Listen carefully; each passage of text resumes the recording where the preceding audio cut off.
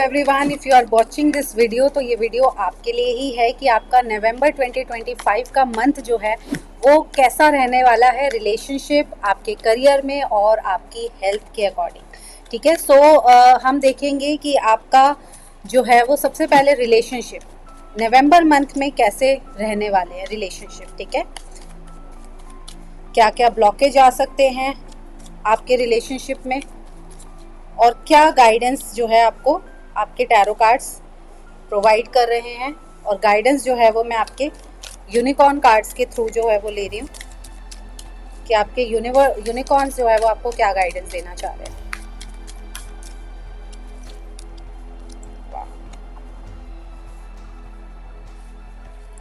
सो जो पहला कार्ड आपके लिए आया कि आपका अप्रैल का मंथ जो है वो कैसा नवंबर 2025 जो है वो कैसा रहने वाला है। सबसे पहला कार्ड जो आया है वो आया है एस ऑफ वॉन्ड का कार्ड। एस ऑफ वॉन्ड का कार्ड जो है वो ये दिखा रहा है कि कहीं ना कहीं कुछ नई शुरुआत होने वाली है, कुछ एक नया पैशनेट रिलेशनशिप जो है उसकी तरफ जो है वो आप आगे बढ़ने वाले हो। कुछ एक रिलेशनशिप में न्यू बिगनिंग होने वाली है। और अगर आप सिंगल हो और अगर आप ऑलरेडी रिलेशनशिप में हो या कुछ मिसअंडरस्टैंडिंग आपके पास्ट में जो है वो आपके रिलेशनशिप में चल रही थी, तो आप एक पैशनेट रिलेशनशिप की तरफ आगे बढ़ोगे और कुछ एक्शंस लोगे अपने रिलेशनशिप को एक अच्छा स्ट्रॉन्ग बिल्ड करने के लिए और अपनी केमिस्ट्री को जो है वो अच्छा करने के लिए। ठीक है, बहुत ही पॉजिटिव कार्ड है, यानी कि अगर आप रिलेशनशिप में नहीं हो तो आप नया लव अट्रैक्ट कर सकते हो जो कि एक बहुत पैशनेट रिलेशनशिप होगा। और अगर आप ऑलरेडी रिलेशनशिप में हो तो आप अपने लव लाइफ को अच्छा करने के लिए, अपने रिलेशनशिप को अच्छा करने के लिए कुछ ना कुछ नए एक्शन लोगे। या फिर अगर आप नहीं ले रहे हो तो मैं आपको बोलूँगी कि आपको ज़रूर लेने चाहिए। ठीक है, आप कुछ एडवेंचरस प्लान कर सकते हो अपने हस्बैंड के साथ, अपने पार्टनर के साथ। आप कहीं घूमने फिरने जा सकते हो, आप ट्रैवल कर सकते हो। तो ट्रैवलिंग को भी जो है ये कार्ड शो कर रहा है कि आपका मे बी नवंबर मंथ में ट्रैवल भी आपके पार्टनर के साथ हो सकता है। जो ब्लॉकेज में कार्ड आया वो यह है कि ज़्यादा दिमाग लगाने की ज़रूरत नहीं, क्योंकि रिलेशनशिप जो है वो कभी भी माइंड से नहीं बनते हैं। रिलेशनशिप हमेशा हार्ट से बनते हैं। आपको कई बार अपना दिमाग जो है वो साइड में, कुछ लॉजिक जो है वो साइड में रखने की ज़रूरत होती है। तो ये कार्ड भी यही कह रहा है कि ज़्यादा लॉजिक्स यूज़ मत करो, अपने लॉजिक्स को थोड़ा सा साइड रखो और प्योरली अपनी इंट्यूशन और अपने हार्ट बेस्ड डिसीजन जो है इस टाइम पे आपको लेने की नीड है। ठीक है, आपके लिए जो गाइडेंस कार्ड आया है तो टैरो के थ्रू जो आया है द हैंगमैन।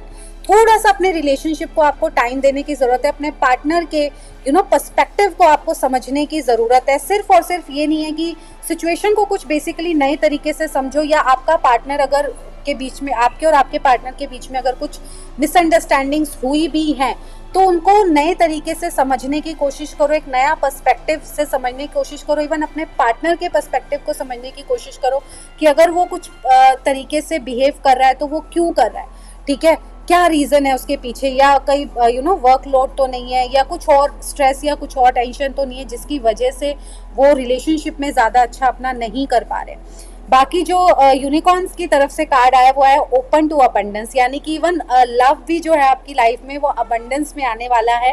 ठीक है, आपका एट द एंड अगर मैं रिलेशनशिप ओवरऑल बात करूं तो आप जो डिजर्व करते हो वो बेस्ट आपको मिलने वाला है, क्योंकि इसके नीचे जो लिखा है believe you deserve accept plenty of abundance prosperity and love. ठीक है, ये जो है वो आपके लिए यूनिकॉर्न की तरफ से मैसेज है कि एट द एंड आपका रिलेशनशिप जो है वो प्रॉस्परस ही करने वाला है, अच्छा ही होने वाला है। ये थी हमारी रिलेशनशिप रीडिंग। अब हम बात करते हैं करियर आपका जो है वो कैसे रहने वाला है। ठीक है, नवंबर 2025 में, नॉट अप्रैल।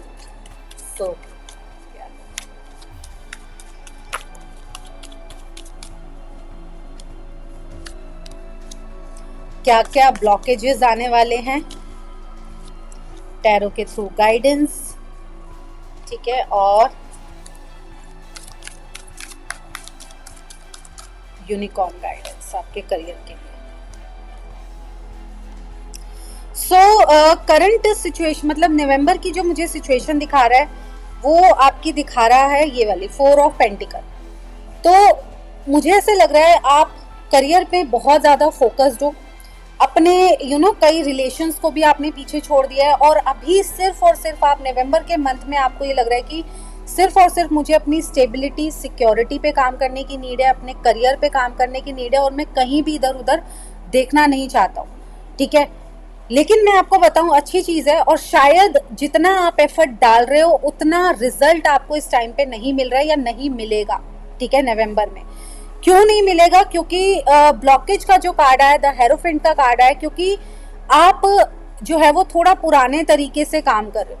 आपको कुछ नए टैक्टिक्स यूज़ करने की ज़रूरत है, नई अपने क्लाइंट्स की साइकोलॉजी को जानने की ज़रूरत है, क्योंकि 10 साल पहले या 5-10 साल पहले जो क्लाइंट सोच रहा था, आज की डेट में दुनिया इतना फास्ट पेस में चेंज हो रही है कि अभी क्लाइंट लोगों का माइंडसेट जो है वो हर दिन चेंज हो रहा है। तो आपको उसके पीछे की आई थिंक साइकोलॉजी जानने की ज़रूरत है। बेसिकली मैं यहाँ बोलूँगी कि अपने स्किल्स पे काम करो थोड़ा सा, और अपने क्लाइंट को डीपर वे में जानने की कोशिश करो। पुराने जो तरीके आप यूज़ कर रहे हो, ओल्ड पैटर्न्स जो आप यूज़ कर रहे हो अपने मार्केटिंग में, अपनी स्ट्रैटेजीज़ में, उनको पीछे छोड़ के कुछ नए स्ट्रैटेजीज़ को लर्न करो कि आप कैसे अपने बिजनेस में जो है वो ग्रोथ लेकर आ सकते हो। ऑफ कोर्स जो गाइडेंस कार्ड आया है वो ये है कि अपने इमोशनल सेल्फ को भी बैलेंस करो। एस ऑफ कप्स का कार्ड आया, आप बहुत ज़्यादा अपने माइंडसेट पे जोर दे रहे हो, अपने सिर्फ और सिर्फ दिमाग से सोच रहे हो, जबकि जैसे मैं हमेशा बोलती हूँ, एक अच्छा करियर आप तभी अट्रैक्ट कर सकते हो जब आपका माइंड, आपकी बॉडी, आपका हार्ट और आपका स्पिरिचुअल लेवल चारों अलाइंड हो, ठीक है। क्योंकि अगर आप देखोगे, जैसे 4 डायमेंशंस की मैंने बात करी, कि अगर मैं फिजिकल लेवल पे अगर हम बात करें सिर्फ 25% है, और बाकी इंटरनल है, कि आपका माइंडसेट इंटरनल है, आपका स्पिरिचुअल सेल्फ इंटरनल है, आपका इमोशंस आपके इंटरनल हैं। सो अगर आप देखो 75%, अगर मैं इसको 100% देती हूँ, 25% सब में डिवाइड होता है, तो 75% आपका इंटरनल वर्ल्ड आता है। तो यहाँ पे बेसिकली आपको अपने इंटरनल वर्ल्ड पे काम करने की नीड है। आप सिर्फ और सिर्फ अभी अपने फिजिकल वर्ल्ड पे काम कर रहे हो, आप अपने इंटरनल वर्ल्ड पे काम नहीं कर रहे हो, आप इंटरनली चीज़ों को जानने की कोशिश नहीं कर रहे हो, और शायद अभी आपको रूट कॉज भी नहीं पता, आपकी प्रॉब्लम का रूट कॉज क्या है। और एक जंपिंग कार्ड जो है वो आया था, कि मैं कार्ड सफल कर रही थी, एक कार्ड निकला, तो हम इसको एक्स्ट्रा गाइडेंस मानते हैं। तो आई थिंक बहुत ज़्यादा गिल्ट, शेम और ग्रीफ आपके अंदर है, तो इमोशनल लेवल पे पहले आपको अपने पेन को भी रिलीज़ करने की ज़रूरत है। तो इमोशनल हीलिंग जो है वो है, मैं आपको बोलूँगी कि आप ट्राई करो। जब आप वो करोगे तो आपकी नए नए क्रिएटिव आइडियाज़ भी आपको आने लगते हैं। सो जो गाइडेंस कार्ड आया आपके लिए यूनिकॉर्न का, वो आया look for a sign, pay attention, accept an answer, ठीक है। मतलब साइंस पे फोकस करो, इधर उधर जो साइंस है उन पे फोकस करो। मे बी यूनिवर्स कोई आपको गाइडेंस देना चाह रहा है, या कोई पर्सन ऐसा हो सकता है आपकी लाइफ में जो आपको हेल्प कर सकता है, बट आप नहीं लेना चाहते उसकी हेल्प, ठीक है। या कोई अपॉर्चुनिटी आ रही है बट आप उस अपॉर्चुनिटी को देख ही नहीं पा रहे हो या नज़रअंदाज कर रहे हो, ठीक है। तो वो चीज़ आपको जो है वो करने की ज़रूरत है, उसको एक्सेप्ट करने की नीड है। सो ये थी आपकी करियर रीडिंग। सो नेक्स्ट हम बात करेंगे हेल्थ के बारे में, कि हेल्थ वाइज आपका जो है वो नवंबर कैसा जाएगा। अगर आप इस रीडिंग के साथ रेजोनेट कर पा रहे हो तो please type resonate in the comment box, ताकि मुझे पता चले कि ऑफ कोर्स आप रेजोनेट कर पा रहे हो इस रीडिंग के साथ।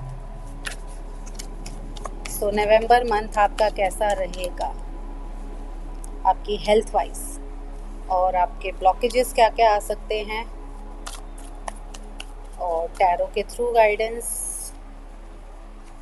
और यूनिकॉर्न गाइड्स के थ्रू गाइडेंस।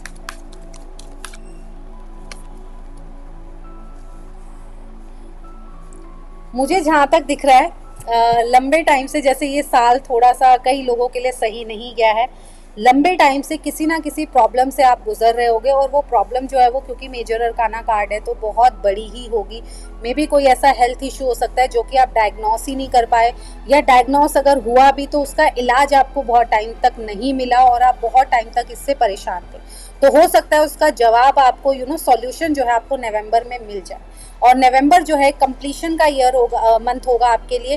हो सकता है जब आप दिसंबर में अपनी जर्नी स्टार्ट करो तो आप अपने हेल्थ इश्यूज़ को, आपका हेल्थ इशू आपका मेन फोकस ना हो, बल्कि आपका फोकस कोई और हो। क्योंकि अभी जो मुझे दिख रहा है कि अभी आपका हेल्थ थोड़ा सही जो है वो नहीं चल रहा है, ठीक है। मे बी आप को लग रहा होगा कि बहुत ज़्यादा प्रेशर है, या फिर इंटरनल, और ज़्यादातर जो मुझे प्रॉब्लम दिख रही है वो इंटरनल और आउटर लेवल पे भी ऑफ कोर्स प्रॉब्लम दिख रही है। तो जो भी आपको बीमारी है इस टाइम पे, जो भी हेल्थ इश्यूज़ है, वो बहुत जल्दी रिजॉल्व होने वाले हैं। तो ब्लॉकेज में जो कार्ड आ रहे हैं, मे बी आप अपना पेशेंस लूज कर चुके हो, क्योंकि जो ये प्रॉब्लम आपकी चल रही थी ये काफ़ी लंबे टाइम से चल रही थी, मे बी हो सकता है 3, 4, 5 महीनों से ये प्रॉब्लम आपकी चल रही है। तो थोड़ा सा आपको पेशेंस रखने की ज़रूरत है, क्योंकि ये मंथ जो है वो थोड़ा सा आपका टफ हो सकता है जाए, क्योंकि मेरे को नेक्स्ट दिसंबर मंथ से चीज़ें अच्छी होती हुई दिख रही हैं आपकी लाइफ में।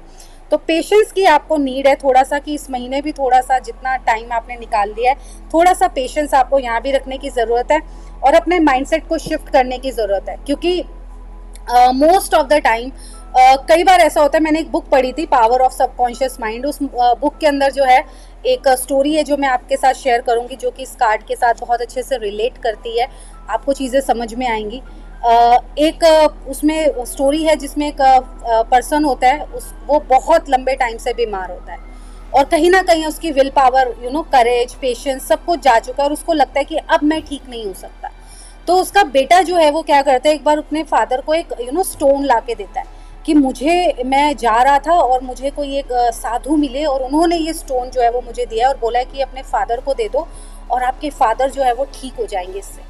तो वो क्या करते हैं, हमेशा अपने हार्ट के साथ ऐसे लगा के रखते हैं कि अच्छा ये स्टोन अगर मेरे पास है तो मैं ठीक हो जाऊंगा, और ये स्टोन जो है वो मेरी बीमारी को मुझसे ले रहा है और सारी नेगेटिव एनर्जीज को मेरे अंदर से खींच रहा है। और उसके अंदर क्या हुआ, धीरे धीरे विल पावर, करेज, पेशेंस जो है वो आने लगा। और विद इन 30 डेज आप ये, अगर आप बुक पढ़ो पावर ऑफ सबकॉन्शियस माइंड, आप ये स्टोरी पढ़ सकते हो, थोड़ी लंबी है, मैं शॉर्ट में बता रही हूँ। विद इन 30 डेज उनके फादर जो है उनकी तबीयत में सुधार आना स्टार्ट हो जाता है और 2-3 महीने के अंदर अंदर वो हॉस्पिटल से डिस्चार्ज होके घर आ जाते हैं। ठीक है, और जब वो घर आते हैं अच्छे पूरे हेल्दी हो चुके होते हैं, तब उनका बेटा उनको बताता है कि ये जो स्टोन था मैंने तो किसी रास्ते से उठाया था, मुझे किसी ने नहीं दिया था, मैं ऐसे ही जा रहा था और मुझे समझ नहीं आ रहा था कि आपकी विल पावर पे कैसे काम किया जाए या आपके माइंडसेट को मैं कैसे शिफ्ट करूँ।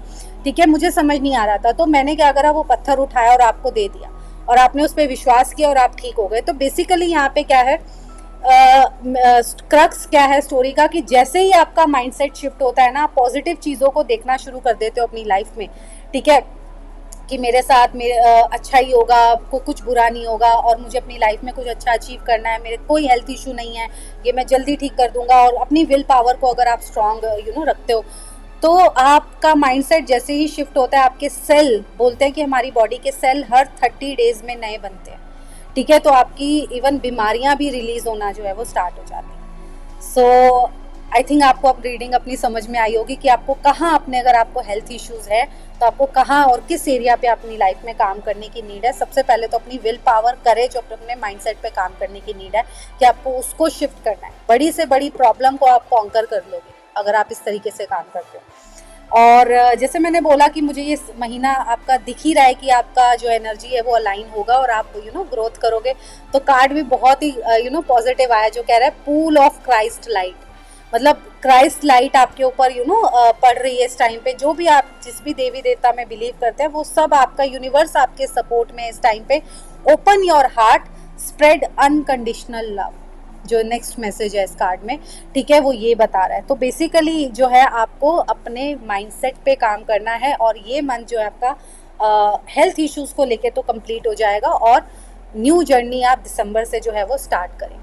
सो ये थी हमारी नवंबर 2025 की रीडिंग। सो अगर आप इस रीडिंग के साथ रेजोनेट कर पा रहे हो तो प्लीज़ कमेंट बॉक्स में रेजोनेट जो है वो ज़रूर टाइप करें, और किस रीडिंग, करियर के साथ, रिलेशनशिप के साथ, जहाँ भी आप रेजोनेट कर पा रहे हो, please type resonate in the chat box. Thank you so much इस वीडियो को पूरा देखने के लिए। और अगर आपको मेरी वीडियोस अच्छी लगती हैं तो please like and subscribe my channel, ताकि आपको जो भी मेरी वीडियो है वो सबसे पहले जो है वो आपको मिले। So thank you so much and bye bye.